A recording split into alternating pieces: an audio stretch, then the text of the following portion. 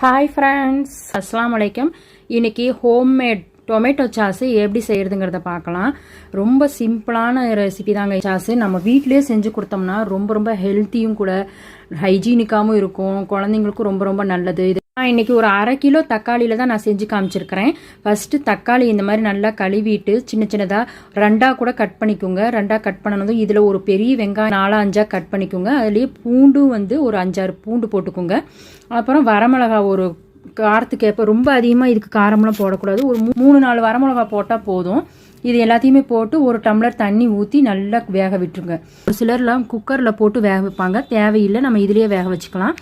Next வேக வச்சதை நல்லா வெந்ததும் தண்ணிலாம் நல்லா பாதி சுண்டுற அளவுக்கு வேகட்டும்.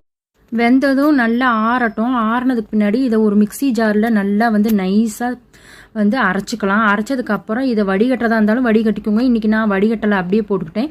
அதே பாத்திரத்தில் இந்த மாதிரி உயரமான பாத்திரமாக நம்ம எடுத்துக்கிட்டோம்னா நல்லா கொதிக்கும் பொழுது வெளியிலலாம் தெரிக்காது. அதுக்காக நான் உயரமான பாத்திரம் எடுத்துக்கிட்டேன். கொதிக்க விடுங்க. கொதிச்சதுக்கப்புறம் இதுலேயே சுகர் போட்டுக்கோங்க. சுகர் ஒரு 3-4 டேபிள் ஸ்பூன் அளவுக்கு போட்டுக்கோங்க. ஒரு 1/2 டீஸ்பூன் அளவுக்கு மிளகாத்தூள் போட்டுக்கோங்க. லைட்டாக உப்பு போட்டுக்கோங்க. இந்த அளவுக்கு நல்லா ட்ரை ஆகட்டும். ட்ரை ஆனதுக்கு பின்னாடி கரெக்டாக நமக்கு டொமேட்டோ சாஸ் ரெடி ஆயிடுச்சு. இதுலேயே ஒரு மூடி அளவுக்கு வினிகர் ஊற்றிக்கோங்க. அவ்வளோதாங்க ஃப்ரெண்ட்ஸ், ஹோம்மேட் டொமேட்டோ சாஸ் சூப்பராக ரெடி ஆயிடுச்சு. நீங்களும் வீட்டில் ட்ரை பண்ணி பாருங்கள்.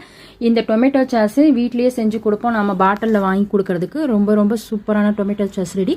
இந்த வீடியோ பிடிச்சிருந்துச்சுன்னா லைக் பண்ணுங்கள், ஷேர் பண்ணுங்கள், மறக்காமல் சப்ஸ்கிரைப் பண்ணுங்கள். தேங்க்யூ.